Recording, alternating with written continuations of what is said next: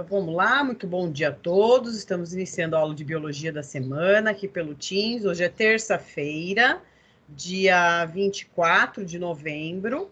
É a penúltima aula que nós estamos fazendo aqui no Teams para falar desse penúltimo tópico aqui dos conteúdos e habilidades do quarto bimestre, que é a ação humana sobre o ambiente e o surgimento de novas doenças, tá? Esses que eu já tiquei aqui foi o que a gente já fez aqui pelo Teams nesse quarto bimestre. E aí, a semana que vem, que é dia 1º de dezembro, na terça-feira, a gente vai nesse último tópico aqui, aí eu passo algumas atividades, a gente faz junto, para poder encerrar o conteúdo e as habilidades do quarto bimestre. Então, a semana que vem é a nossa última aula por aqui, porque na semana do dia 7 ao dia 11, que é posterior à semana que vem, nós estaremos já fechando as notas do quarto bimestre. E na semana seguinte, que é a semana do dia 14 ao dia 18, estaremos em conselho de manhã e de tarde, tá? O conselho será presencial, todos teremos que ir na escola para poder realizar. Todos que eu digo somos nós professores, certo? Bom, então, o tema de hoje é a ação do homem sobre o ambiente e as doenças, né? E a gente começa com uma pequena introdução aí para poder relembrar aquilo que a gente viu nas aulas anteriores. Então, a gente viu que a presença do homem no ambiente, né, a evolução da espécie Homo sapiens no meio ambiente, trouxe muitos impactos para a natureza. A gente viu ao longo da história alguns momentos históricos, né, onde o homem passa a modificar a paisagem, esse ambiente, através da cultura que ele vai adquirindo pela vivência em sociedade. Então, a vivência em sociedade, a moradia em famílias, a construção de casas, o hábito de se tornar nômade e não mais um homem que anda para cá e para lá em busca de alimento, fez então com que o homem trouxesse alguns impactos nesse ambiente, nessa natureza ao redor. Então, o ser humano, ele acaba atuando como um agente modificador do ambiente, sempre buscando benefícios próprios para ele mesmo, e que isso traz muito prejuízo para as outras espécies, e ele nem acaba pensando nos prejuízos que ele pode afetar, porque ele só pensa naquele momento nos benefícios que ele precisa adquirir, e não nos prejuízos que isso pode ser causado. Aqui embaixo eu deixo um link para vocês, se vocês quiserem ler mais sobre esse assunto dos impactos ambientais causados pelo homem na natureza. Então, aqui um dos principais problemas ambientais é a poluição que o homem causa no meio ambiente, né? O desmatamento que ele provoca, e isso gera a extinção das espécies que são importantes para o equilíbrio da natureza, causa um problema do aquecimento do planeta, né? E isso são algumas das consequências, né? Então, o lixo, né, o excesso de consumismo, capitalismo, gera muito resíduo sólido, e esse resíduo sólido ele tem que ter um local apropriado para ser colocado, muitas vezes precisa de muito espaço, muita terra, e isso acaba tornando ali alguns locais do ambiente inapropriado para a vivência das espécies. A poluição, através aí da industrialização, das revoluções industriais, do aumento da tecnologia, a liberação desses gases poluentes na nossa atmosfera, né? E o derramamento aí do esgoto, né? Da falta de saneamento básico, ainda a gente tem muito isso no Brasil, não é todas as cidades que têm coleta e tratamento de água e esgoto, né? Esses esgotos muitas vezes são lançados no rio mais próximo, e a gente sabe que todo rio deságua no mar, né? Isso acaba indo para o mar e poluindo o nosso oceano. Nosso oceano hoje, ele está cheio de plásticos, né? Que vem desse esgoto que é lançado nos rios. Futuramente, aí, diz, né, os ecologistas que daqui a 50 anos, possivelmente, a gente não terá mais praias limpas, praias que possam ser usadas para poder ter lazer e se divertir por conta da quantidade excessiva de plástico. Por isso, a importância da reciclagem. Essas e outras questões do meio ambiente, questões ambientais, né, tornam-se cada vez mais atuais, sendo necessário que os cidadãos comecem e entendam que a forma de participar desse processo e como eles podem atuar dentro desse processo na forma de minimizar aí os agentes poluidores, os agentes aí que prejudicam o ambiente. Então, a gente vai falar agora um pouco sobre os processos que contribuem aí para esse desequilíbrio ambiental que o homem provoca, né? O principal deles é o efeito estufa. Acho que todo mundo já ouviu falar. O efeito estufa, ele é um processo natural, ele já ocorre naturalmente no nosso planeta. Porém, ele está se intensificando muito por conta das atividades humanas, né? A principal aí função do efeito estufa natural é manter a temperatura do planeta Terra em equilíbrio. Então, a gente tem essa temperatura em equilíbrio, essa temperatura constante e que promove a continuidade da vida graças ao efeito estufa natural que o planeta Terra tem. Mas a ação do homem, aí no avanço da indústria, fez com que esse efeito estufa aumentasse significativamente e, consequentemente, a temperatura do planeta também está aumentando, né? A gente, gradativamente, que essa temperatura aumenta, né? De 1 grau a cada aí, 3, 4 anos, mas é muito significativo esse 1 grau que ela aumenta, porque esse 1 grau que aumenta já pode causar a mortalidade de vários seres vivos que não conseguem se adaptar. Então, aqui o efeito estufa, para a gente poder entender, né? O planeta Terra, ele tem uma camada de ar que fica em volta, chamada atmosfera, por isso que a gente tem vida no nosso planeta, que é o planeta Terra, porque a gente tem essa atmosfera que aprisiona os gases importantes aí para nossa respiração, diferentemente dos outros planetas que não possuem a atmosfera. E a radiação que vem do Sol, que é uma radiação infravermelha, né? Que a gente tem 3 tipos de raios solares, UVA, UVB e UVC, cada um com uma intensidade diferente, que consegue penetrar no planeta de uma forma diferente, né? E a gente tem esses raios, eles podem seguir 3 caminhos. O primeiro caminho, que é esse caminho A aqui, é quando a radiação solar ela atravessa a camada de ar do planeta, que é a atmosfera, né? E a maior parte da radiação fica absorvida aqui pela superfície do planeta e aquece o planeta. Então, os raios solares penetram, passam pela atmosfera e ficam aprisionados no planeta Terra, aquecendo. O segundo caminho é que os raios solares, parte dessa radiação, ela bate no nosso planeta, atravessa a atmosfera, bate e volta para o espaço, tá? E lá ela se perde. E o terceiro caminho, que é esse da letra C aqui, é quando a radiação infravermelha que vem do Sol, ela é refletida pela superfície do planeta Terra, mas ela fica aprisionada aqui na atmosfera, nessa camada de ar. Então, ela é refletida novamente e consegue penetrar e entrar aí pelas camadas da atmosfera e chegar até o planeta Terra, só que uma temperatura mais amena do que quando bate e penetra completamente a atmosfera chegando no planeta, tá? Então, são 3 caminhos que os raios solares fazem para efetuar esse chamado efeito estufa. Isso é o efeito estufa, tá? É o caminho que os raios solares percorrem e aonde eles se dissipam ou ficam armazenados. Aqui a gente tem uma tabelinha que mostra os 5 principais gases aí responsáveis pelo efeito estufa no nosso planeta e que estão aumentando esse efeito estufa. Então, são gases prejudiciais ao planeta. É o primeiro gás, mais conhecido aí por todos nós, que é o dióxido de carbono, mais conhecido como gás carbônico.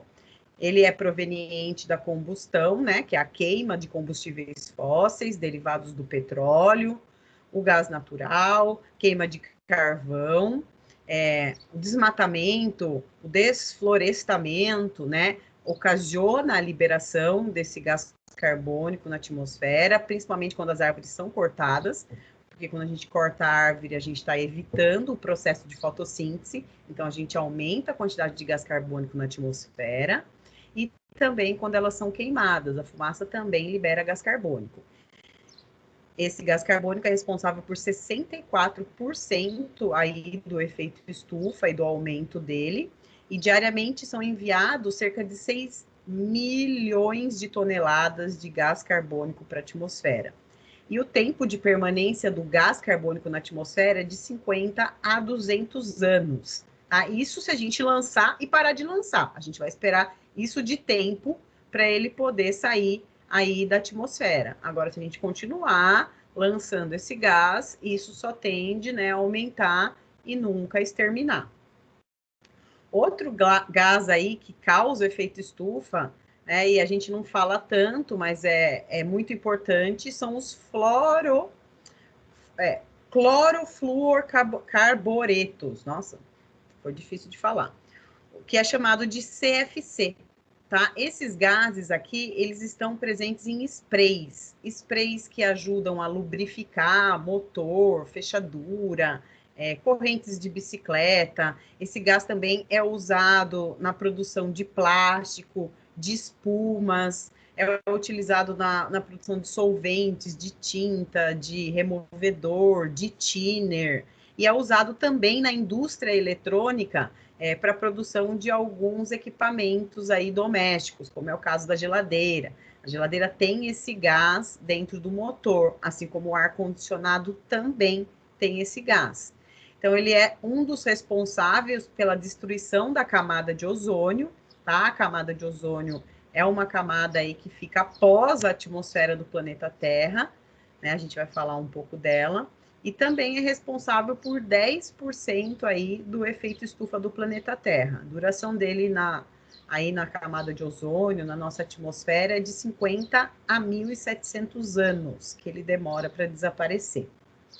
Outro gás é o gás metano, né, o CH4, produzido aí nos campos de arroz, na produção de arroz. A produção de arroz libera muito gás metano. O gado, a pecuária bovina, a gente sabe que o arroto do gado, eu não sei se vocês já estudaram isso ou se lembram disso quando estudaram em ciências, a gente fala isso no 7º ano, né? O arroto, o gado, né? Quando ele arrota, ele libera muito gás metano, e a gente fala, nossa, mas só um arroto do gado é suficiente? Mas pensa nas grandes extensões de pecuária que a gente tem aí pelo Brasil, principalmente no ecossistema aí do Pantanal, né? E isso é muito prejudicial ao meio ambiente, tá? Tem vários artigos científicos que falam desse problema. Algumas pessoas defendem, né, isso, e outras não, criticam e falam que isso é prejudicial ao ambiente.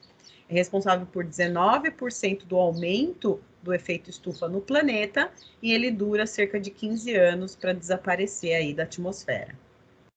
O outro gás é o ácido nítrico, o HNO3, produzido pela queima da madeira, queima dos combustíveis fósseis, pela decomposição de alguns fertilizantes químicos e por micróbios, né, fungos e bactérias que fazem a decomposição da matéria orgânica.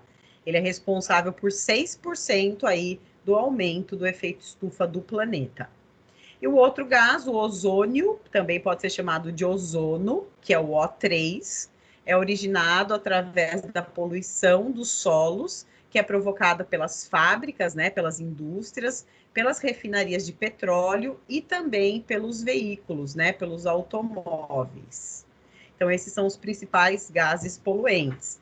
Então, esses gases, né, aqui o efeito dele na atmosfera, ficam aprisionados aqui na nossa camada de ar, né, e causando um buraco na camada de ozônio. E se tem buraco na camada de ozônio, a intensidade da luz solar vai chegar mais forte no planeta. E aí está o prejuízo. Bom, a gente falou que a atmosfera ela é importante, porque é ela que mantém a vida aqui no planeta Terra, só que ela também tem outras importâncias, né? Ela tem muitas funções. Então, a função da atmosfera é filtrar a radiação cósmica, né, que vem do espaço, a radiação solar, é difundir a luz, é espalhar a luz por todo o planeta, é regular o clima do planeta Terra, regular a temperatura da Terra em dias e noites, né? Dias mais quentes e noites mais frias, fazer esse diferencial, transportar as substâncias pelo vento, é porque a gente tem atmosfera, isso é importante, a gente tem o processo aí da polinização que se dá pelo vento, e é super importante aí para manter as espécies na natureza, permitir que os sons sejam ouvidos, né? Graças à atmosfera a gente consegue aí ter ondas sonoras, impedir a chegada de fragmentos rochosos vindos do espaço na superfície da Terra, A gente sabe que todo meteorito, né, que é fragmentos rochosos que vêm do espaço, quando eles atingem a atmosfera do planeta Terra, eles se desintegram, eles se desfazem em partículas pequenas. E essas partículas começam a ser consumidas aí pela radiação solar após atravessar a atmosfera e não causam impactos aí que sejam prejudiciais ao planeta. É conservar o oxigênio ao redor do planeta, né, manter esse oxigênio ali aprisionado e não com que ele se perca no espaço. É conservar também o gás carbônico, o dióxido de carbono ali na atmosfera, para que as plantas possam fazer a fotossíntese e devolver o oxigênio para a nossa respiração, e manter a água no estado líquido. Então, a gente só tem água no estado líquido no planeta Terra, porque a gente tem uma atmosfera aí que proporciona esse estado dessa substância. Aqui algumas consequências do efeito estufa, né? Se ele for aumentado e elevado muito, né? Então, os gases oriundos aí, né? Que causam o efeito estufa, aqueles que a gente comentou, os 5 principais, que vêm aí da queima dos combustíveis, do desmatamento em excesso, causando superaquecimento, provocando consequências desastrosas, como o derretimento das calotas polares, pelo aumento da temperatura do ambiente, mudanças climáticas, né, muito drásticas. Então, uma hora está muito frio, de repente fica mais. A elevação do nível dos oceanos, porque se descongela e derrete esse gelo, o nível do oceano aumenta, isso faz com que ele acabe invadindo aí cidades litorâneas. Maior incidência aí de fenômenos naturais, como é o caso dos furacões, tufões, ciclones, seca em excesso, extinção de espécies, destruição de ecossistemas e muitas ondas de calor. Então, todos esses fenômenos são consequências do aumento do efeito estufa do planeta. E algumas soluções, né, que a gente já conhece, já está careca de saber como que a gente faz para evitar isso, né, para que o efeito estufa volte a ser natural. Então, a gente pode utilizar mais transporte público, andar mais de bicicleta, a pé, a fim de reduzir o consumo aí dos combustíveis fósseis, né? A gente também pode optar por combustíveis alternativos, combustíveis mais ecológicos, né? Eu sei que os veículos com combustíveis ecológicos são mais caros, mas a gente investindo nisso, a gente está investindo no meio ambiente, no planeta. Então, o etanol, que é o álcool, ele polui menos o ambiente, porque ele vem da cana-de-açúcar e não do petróleo. A gente tem o carro movido a hidrogênio, carro elétrico, né? O gás natural, ele vem do petróleo também, então ele também é poluente. A única vantagem do gás natural é que o veículo consegue rodar mais quilômetros aí que com a gasolina ou óleo diesel. Então, o investimento seria nesse sentido e não no meio ambiente. Aumentar, então, essas formas de energias renováveis, né? Investir mais em fontes de energia vinda do sol ou vinda do vento, em vez de investir aí na queima do carvão para gerar energia. Não fazer fogueiras, não queimadas, principalmente em áreas florestais, e consumir energia elétrica de forma racional, porque a gente sabe que as usinas hidrelétricas que geram energia elétrica, elas também poluem o ambiente e aumentam o efeito estufa. E o principal, e acho que o mais fácil de se fazer, que é a reciclagem. Né? A gente reciclando aí as matérias-primas, a gente está evitando com que novas matérias-primas precisam ser fabricadas e a gente acabe liberando mais gases poluentes e causadores de efeito estufa na atmosfera. E aí a gente chega numa conclusão de que o homem causa grandes impactos na natureza em função das suas ações, sem planejamento e sem estudo das possíveis consequências que isso possa afetar. O aumento da emissão dos gases do efeito estufa, a geração excessiva do lixo, o desmatamento, são as principais ações humanas que degradam o ambiente, trazendo graves consequências, como o aumento da temperatura média global, a poluição, a extinção de espécies. Algumas ações humanas podem se tornar menos impactantes através de ações mais sustentáveis, como eu falei, o caso da reciclagem, né, e da reutilização. Então, é aqueles 3 R's que a gente trabalha muito no ensino fundamental: reduzir, reutilizar e reciclar. É dessa forma que a gente consegue conservar mais o planeta para as próximas gerações. Porque a gente faz as coisas pensando em nós, mas a gente não pensa nos filhos que nós vamos ter, nos netos que teremos, né? Será que o ambiente que eles vão ter vai ser melhor que o nosso? Provavelmente não. Então, a gente precisa ter ações para possibilitar isso. E aí eu faço uma pergunta para vocês. A gente continua a aula, tá? A aula não acabou. Será que essas ações do homem sobre o ambiente têm a ver com o aparecimento das doenças? O que vocês acham? Porque até agora a gente falou aí nos impactos causados pelo homem, né? Mas será que isso tem a ver com as doenças? Eu acho que sim. Você teria algum exemplo para poder demonstrar Coronavírus. isso? Hã? Coronavírus. Coronavírus? Eu acho que tem uma interferência, né? Porque ele surgiu justamente por causa daquela falta de saneamento na China, né? Aí tava lá tudo contaminado, né? Isso. E aí também por hábitos, né? Vamos dizer, hábitos alimentares, comer aí animais silvestres, né? Eles É, têm uma cultura aí diferente. Então, tem carne de morcego, carne de cobra, é rato, eles o comem pangolim lá, escorpião. matar o pangolim, extinguir ele, coitado. Então, né? Então, tudo isso tem a ver, né? Então, o homem acaba modificando o ambiente ali, a natureza imprópria da sua subsistência e acaba trazendo consequências piores para a população, que é o aparecimento de doenças e de novas doenças, né? Como a gente está passando esse ano por uma nova doença e a gente não tem vacina. Mas isso permaneceu por muito tempo. Uma das doenças aí principais e novas que surgiu, só que já é bem antiga, foi a peste negra.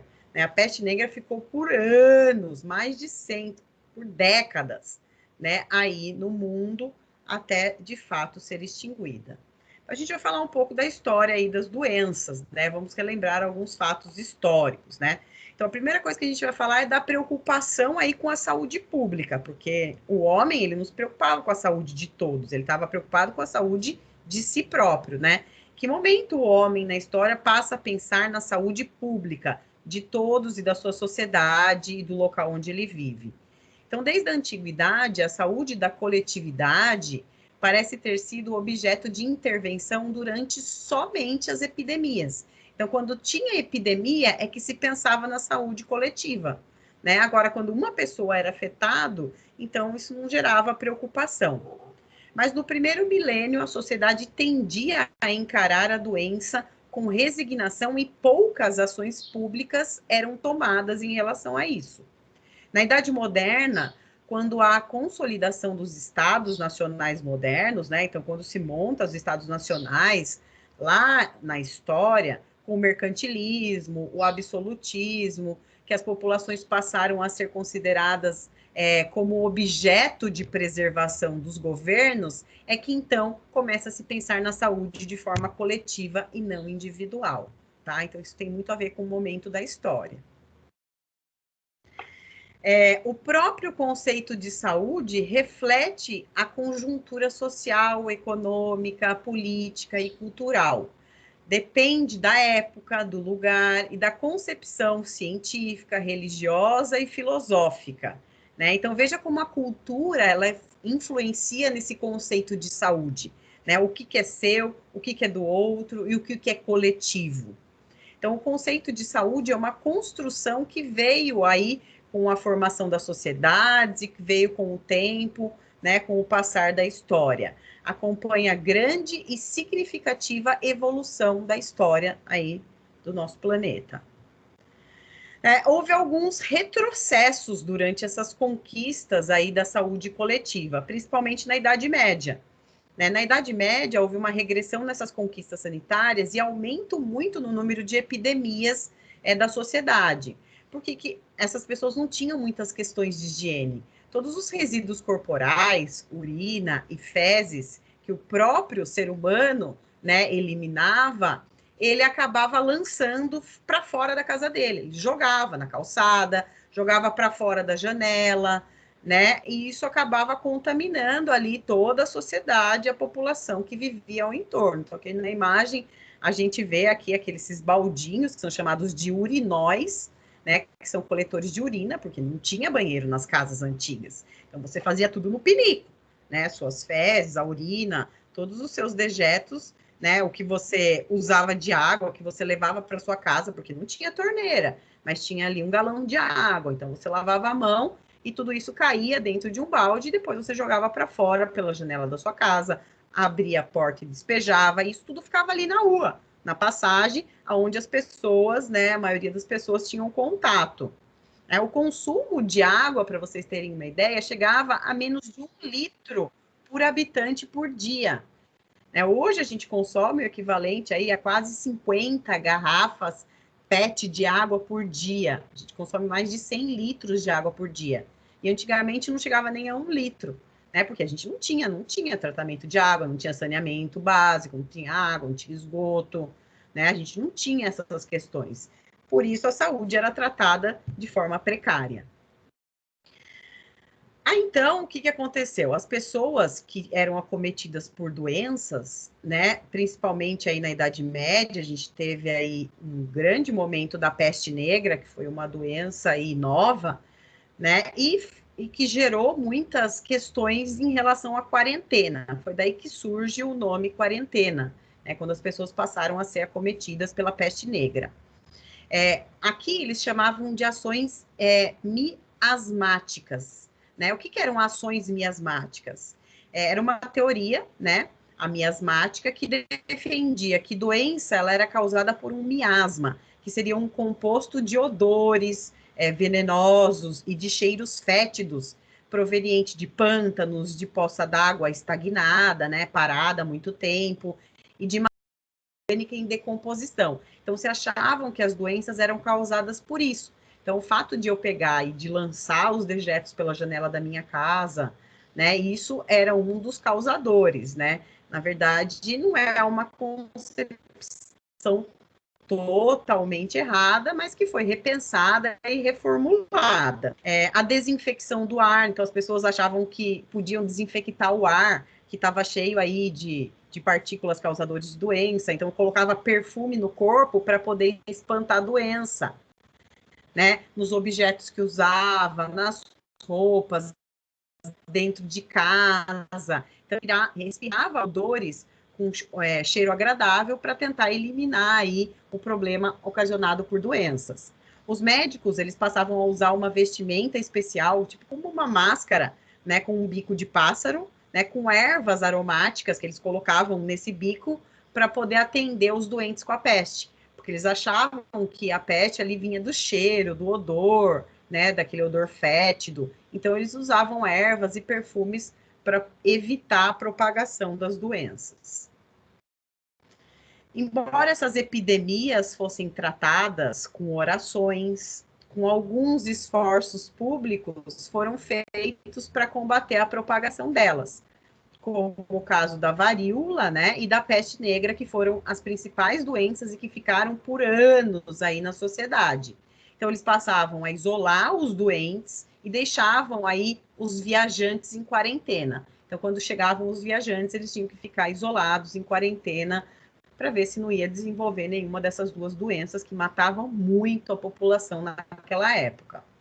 Então, a quarentena, ela vem de 40 dias de isolamento, né? É uma palavra aí que vem de origem italiana. Isso dava-se para passageiros e para cargas de navios impostos por autoridades dos portos quando as embarcações traziam pessoas doentes, né? Então, essas pessoas precisavam ficar em quarentena.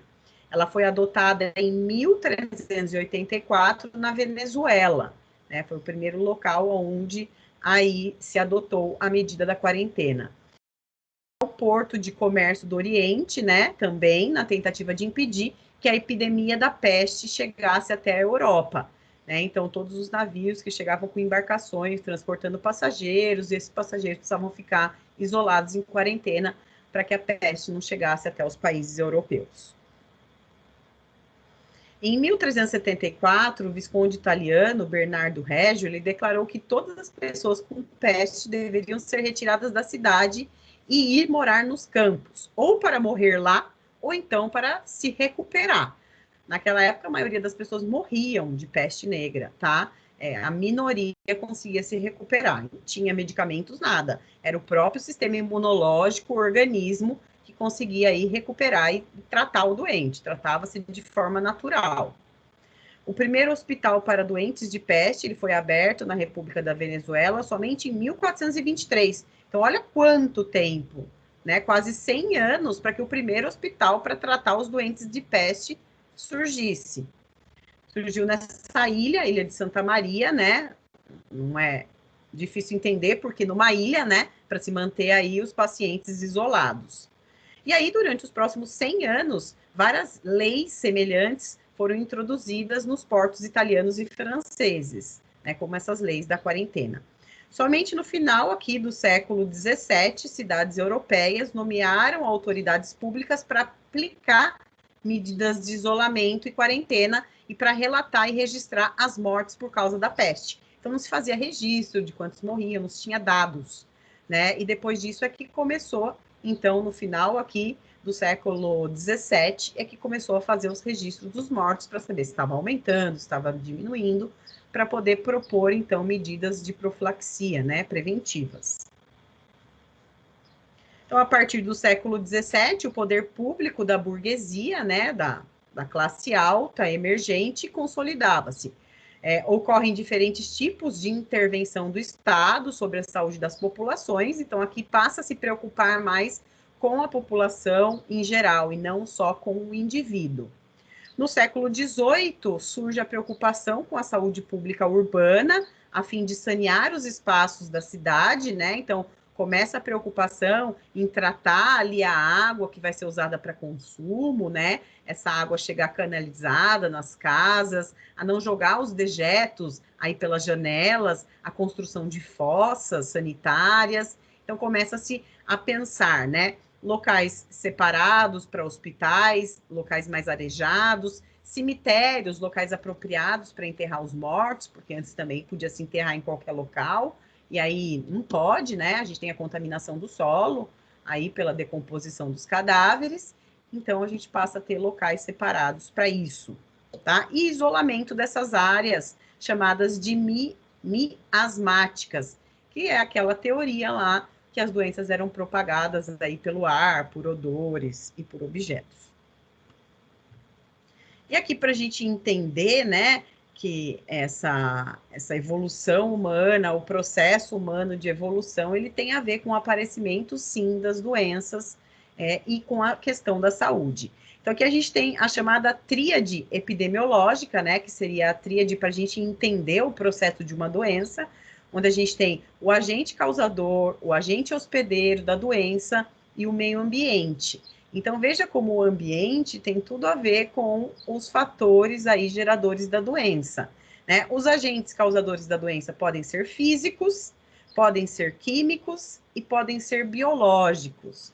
Os hospedeiros, né, que são aqueles que hospedam a doença, eles podem ter a ver com a idade do paciente, pode ser uma questão de idade, pode ter a ver com o sexo, com a raça, com a genética, com a resistência, com a taxa e o status de imunidade, e até com a alimentação e a nutrição, né? E aqui a gente tem os fatores ambientais, né? E que também contribuem para o surgimento de doenças, que seriam fatores físicos, biológicos e sociais. Então, tem a ver com o clima, com a qualidade do ar, com a temperatura do planeta, com as instalações, né? Os locais onde são construídos, cada um com sua função, as indústrias, os cemitérios, os hospitais, tem a ver com condições de higiene, com conforto, né? Com taxa de densidade demográfica, de aumento populacional, com a disponibilidade de alimento para a população, com as interações entre as pessoas da sociedade e também com os vetores, né? A propagação é pelo ar, é por um inseto, é pela água, né? Quem transmite isso? Então, todo o processo da doença em si, do surgimento, tem a ver com essa tríade epidemiológica. Então, a gente vê que condições ambientais, né, que condições culturais, a vivência em sociedade é que faz com que as doenças acabem surgindo aí na população. E a gente tem algumas formas de prevenir, né? A prevenção primária, aí de promoção da saúde seria moradia adequada, escolas, né, áreas de lazer, alimentação adequada, educação em todos os níveis, né, não só para a burguesia, para a classe privilegiada, como era antigamente, mas para todos, para o pobre, para a classe média, para o rico. A imunização, né, a vacinação é importante, a saúde ocupacional, a saúde de cada um, né, no trabalho, em casa, a higiene pessoal e do lar onde mora, a proteção contra acidentes, né, acidentes esses domésticos no trabalho, de trânsito, aconselhamento genético, né, hoje a gente tem essas questões genéticas que podem evitar aí a propagação e o surgimento de novas doenças, e o controle dos vetores, né, que são os agentes que transmitem as doenças. Aqui tem um texto, que é o texto que eu retirei aí do caderno de vocês, que fala um pouco sobre a influenza A, né, o H1N1, que não sei se vocês já recordam, mas a gente já chegou a ficar quase 3 meses de aula no início de um ano letivo, não me lembro agora, acho que 2018, 2017, mais ou menos entre esses 2 anos, a gente teve uma epidemia muito grande do vírus H1N1, né, que matou muita gente também, né, matou mais gente do que o coronavírus, mas engraçado, porque a gente ficou pouco tempo, né, logo depois, no ano seguinte, já teve a vacina, a gente foi vacinado e não teve mais casos, assim, de altas taxas de mortalidade, como a gente vê agora no coronavírus. Então, em abril de 2009, confirma-se um novo surto de gripe em humanos, oficialmente chamada de gripe A, mas divulgada inicialmente como a gripe suína. Soube-se, então, que uma nova forma de vírus da gripe circulava no mundo. O vírus espalhou-se tão rapidamente que, em junho de 2009, a Organização Mundial da Saúde, a OMS, anunciou uma nova pandemia.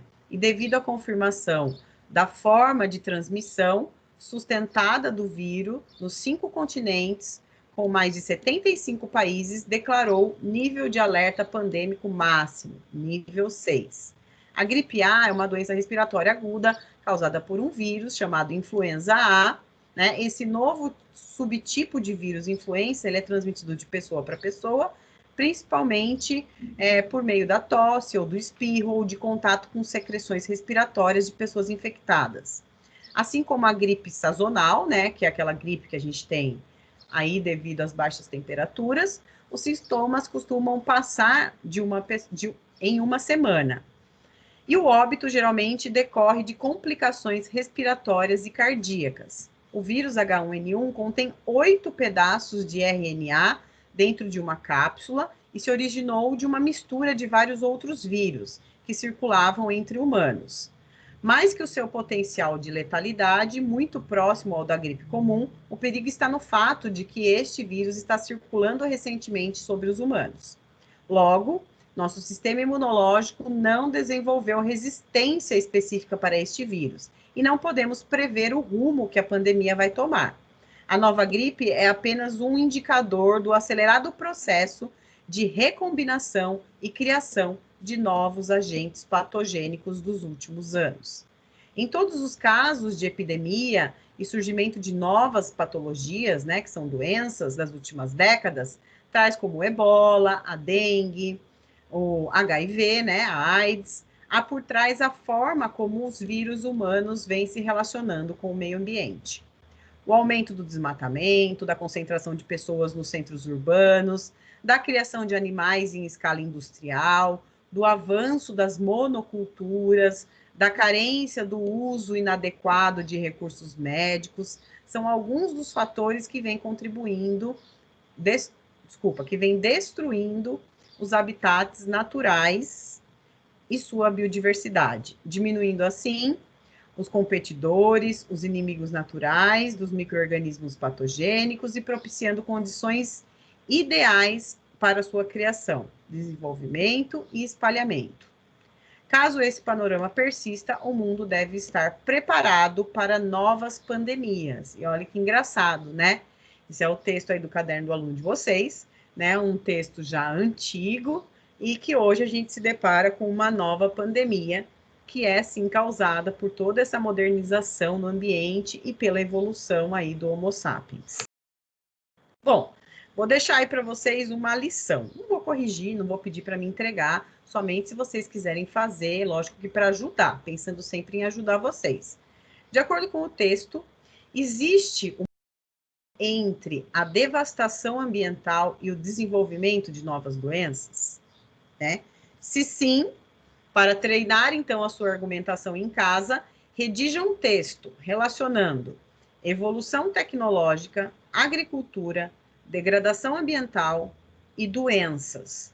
No texto, explique como esses temas associam-se com a evolução humana e cultural. Então, pensem agora, se vocês fossem fazer o Enem e cai um tema desse na redação do Enem.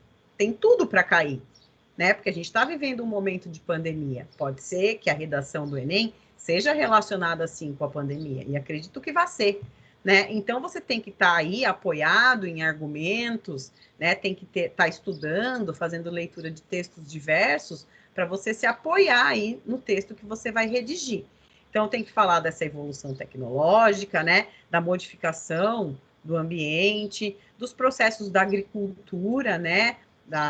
Ou seja, a agricultura ela gera um desmatamento, uma degradação ambiental, né? O surgimento das doenças, se está relacionado com isso, e tudo isso em relação à evolução humana. Então, a gente estudou a evolução humana, os aspectos culturais, como o homem primitivo modificou o ambiente, e a gente vê que esse processo de modificação vem sendo feito, né? Ele não para. O homem moderno, ele cria porque ele vive no mundo capitalista. Então, ele cria coisas para o seu próprio aí, benefício e para a sua modernidade, tá? Então, como uma sugestão aí, para vocês redigirem esse texto argumentativo, é uma redação, né? Uma argumentação. Se quiserem me mandar, eu posso ler, corrigir, ver se está faltando alguma coisa, mas a minha correção vai ser mais na parte aí, se você relacionou bem aí os contextos, e não muito na parte gramatical, das técnicas de redação, porque eu não manjo muito disso.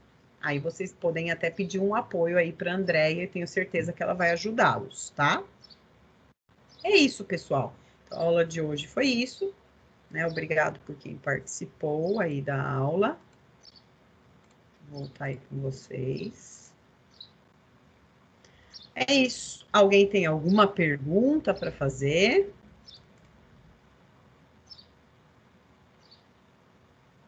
Ah, eu tinha, mas eu esqueci.